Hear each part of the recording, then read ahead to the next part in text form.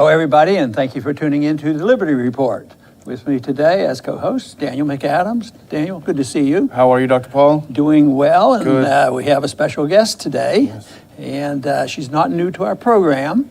She's been with us on 2 other occasions, and she was very popular in this program because she is able to give us some information and news that you're not going to hear anyplace else. And the guest we have is Vanessa Beeley, and she was on our program before in December and talked about Aleppo and revealed a lot about what was going on there, and she was right about it. Today, I think we're going to be talking more about Yemen, so this is going to be very interesting. But Vanessa, I want to welcome you to the program again. Thank you for being with us. Thank you so much, Dr. Paul. It's great to be back. Wonderful. It is the biggest problem, and you deal with this all the time on how do we get the news out, whether it's the British population, the French population. I understand you're in France right now, but certainly to the people in the United States, because they very rarely hear about what's really going on. There's a lot of news, a lot of political news going on in this country, and they're trying to decide which monument to tear down, but they're not talking about how we're wasting money and corrupting world affairs and killing a lot of people. And right now, I think there's a mess over there, and you're starting to address it in Yemen. And I'd like to have you just give us a brief summary of what's going on and why the American people ought to be paying a lot more attention to Yemen. Not only American people, but the British and anybody who cares about peace in the world. Thank you, and thank you for this opportunity to, I hope, to raise awareness on the situation in Yemen, which, as it stands currently, is, as Rand Paul actually stated, a disaster of biblical proportions.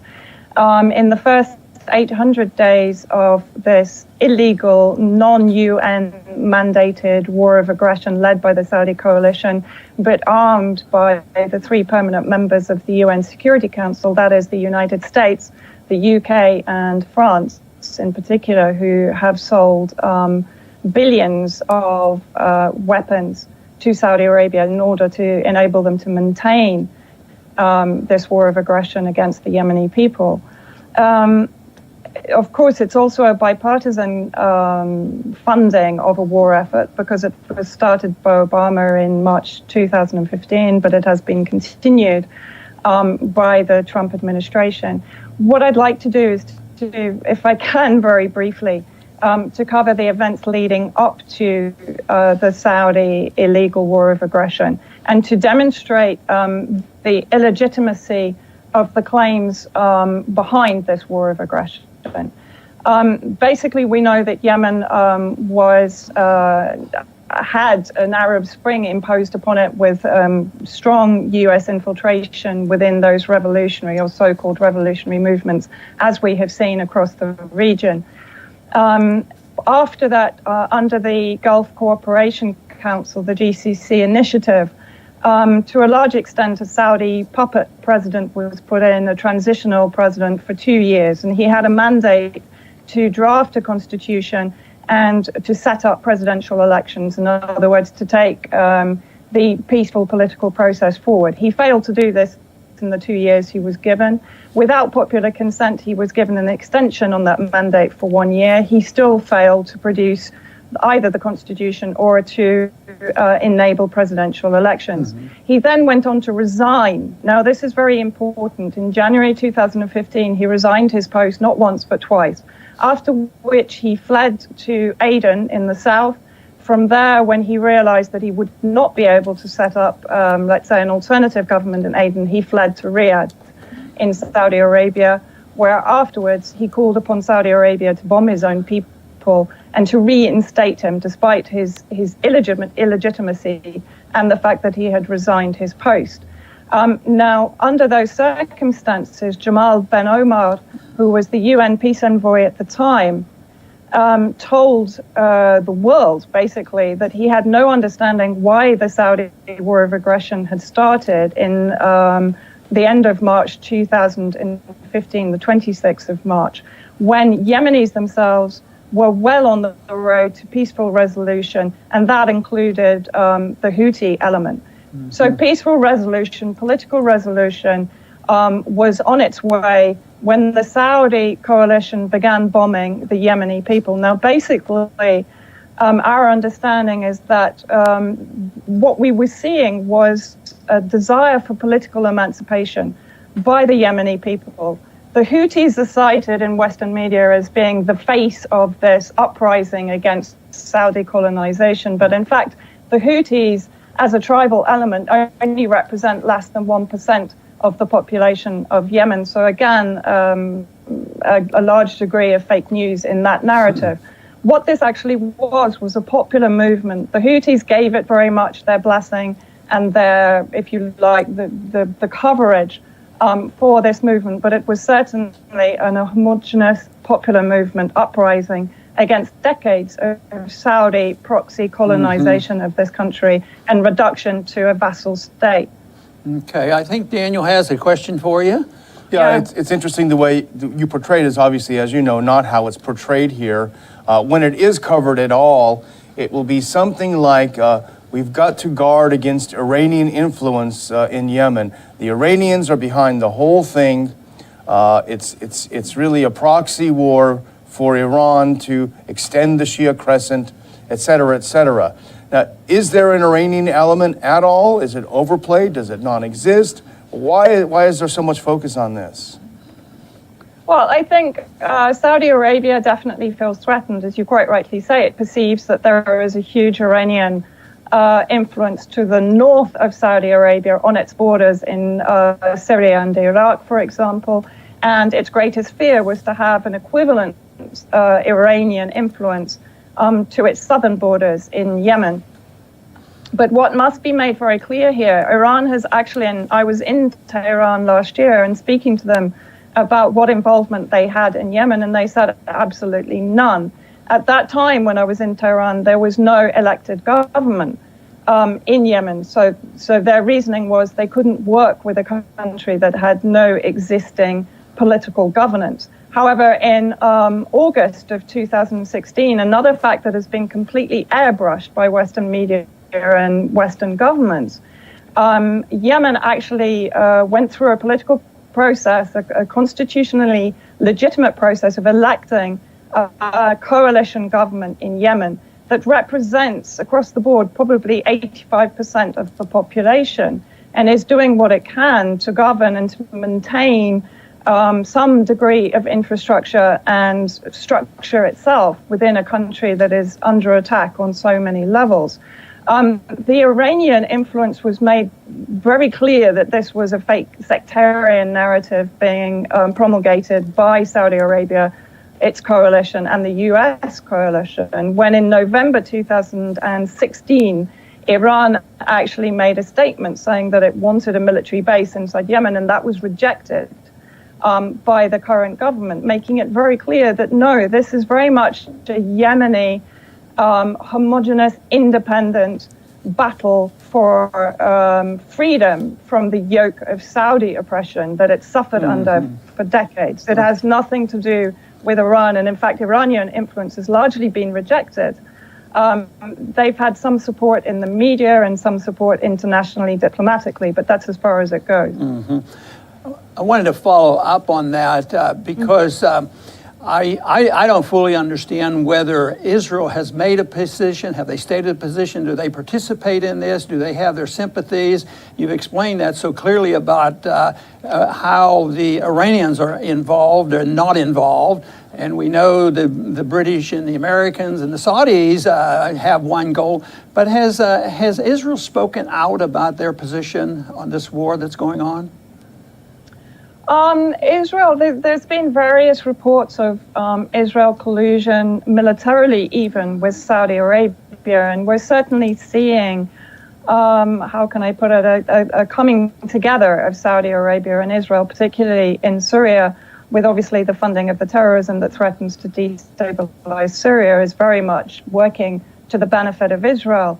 In Yemen, under Mansour Hadi, we saw very similar plans of the balkanization of Yemen the fact that Hadi had agreed to divide the country into 6 what would effectively be sectarian states, with the Houthi state in the center, Azal, being largely blockaded from both land, air, and sea access.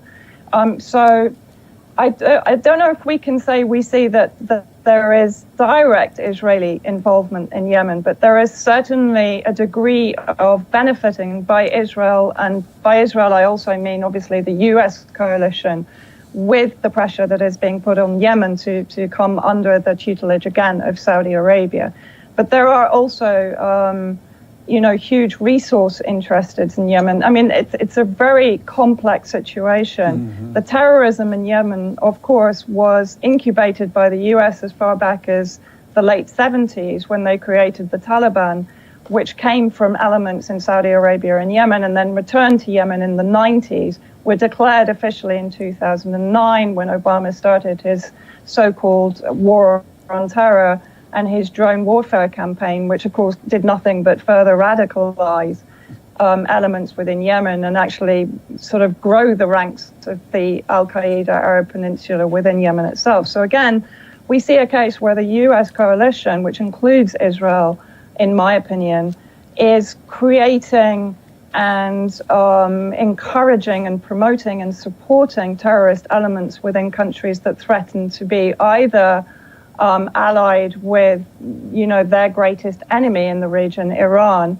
or threaten the image of one of their client states, Saudi Arabia, which is one of the greatest human rights violators on the planet, a complete theoplutocracy, but yet one that is defended entirely by the United States, the UK, and by Europe because it benefits the military-industrial complex, particularly Lockheed Martin. Mm-hmm. Okay. We started going into an area, I think, now that is a good place for us to discuss. In the news today is this horrible fact that just until the end of June of this year, there have been more airstrikes on Yemen than the entire year of 2016. 5,676 versus 3,936 for the whole year last year. Can you give us a sense of the UN involvement in this? What's happening on the ground? What is the UN doing? Are they a force for good or a force for not good in this conflict? Yeah, that's a very important question. Thank you, Daniel. The UN, in fact, Francis Boyle, a professor of law at Illinois University, has actually stated that the UN is complicit in the genocide under its own charters of the people of Yemen. And I will explain why. The Saudi war of aggression began on the 25th of March 2016, so it did not have a UN mandate. It had the green light from President Obama.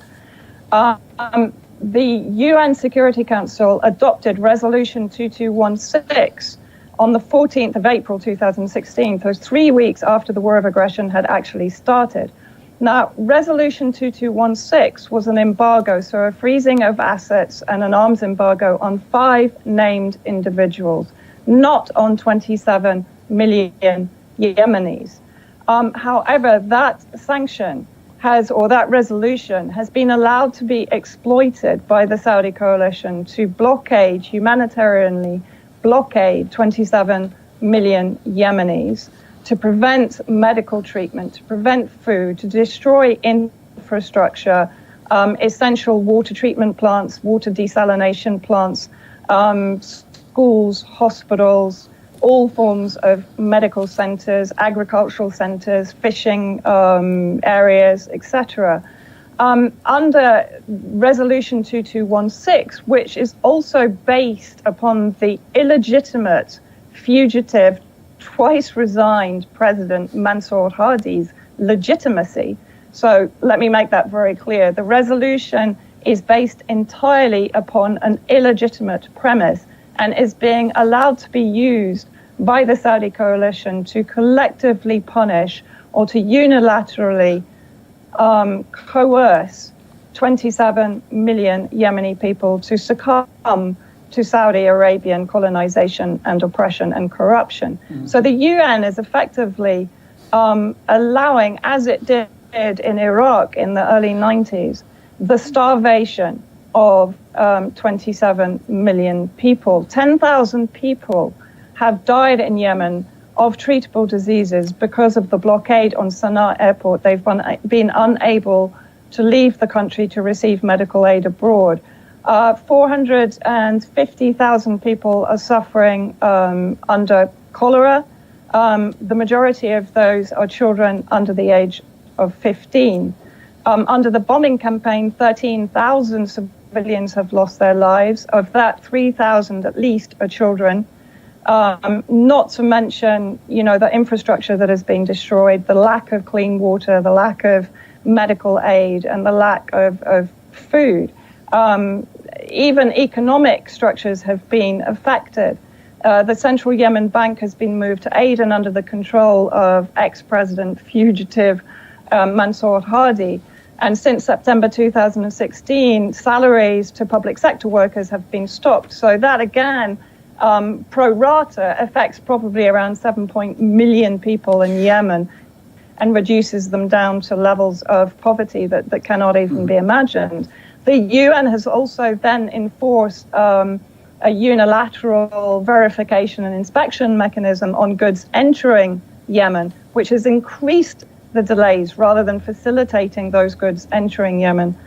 So the UN, in my opinion, is entirely complicit, along with the UN Security Council, which is the US, the UK, and France in particular, for the humanitarian disaster that is in Yemen.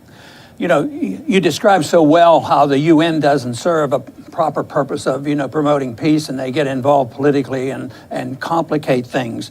But this whole understanding of the tragedy there, and you mentioned sanctions as well as blockades. In my experience in Washington, it was always discouraging to me because people who were sort of in the anti-war coalition would vote against a declaration of war or using military force.